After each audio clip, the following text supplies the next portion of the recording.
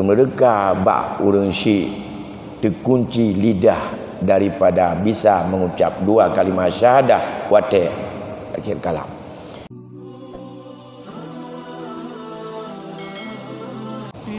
Alqamah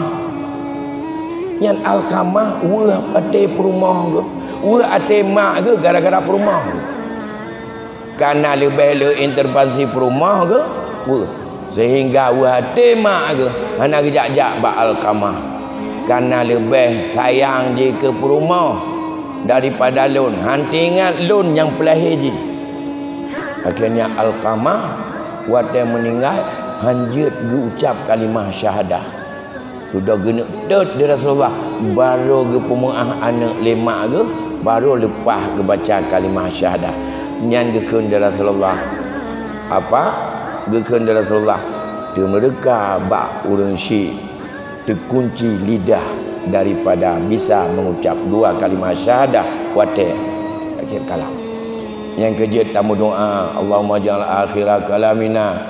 indan tihai ajalina mendoa je tapi ngau urang syik baik pakat melo ya ngan mak baik pakat melo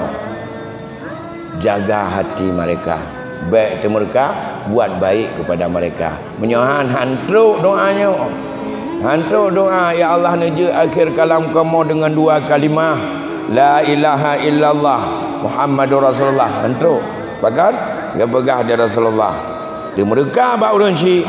akan terkunci lidah dan bisa mengucap dua kalimah syahadah. Dia meninggal Alqamah, dia ke Pumaah, dia baca la ilaha illallah, langsung yang orang itu biar Nabi termasuk yang menyalatina Alqamah tersebut. Sering dia pegah di gore-gore berkaitan dengan Alqamah yang temerka bak mak pada masa Rasulullah.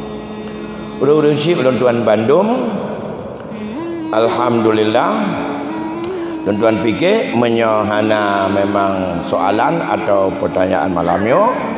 dan insya-Allah mungkin kajian dapat sampai di sini wadileh.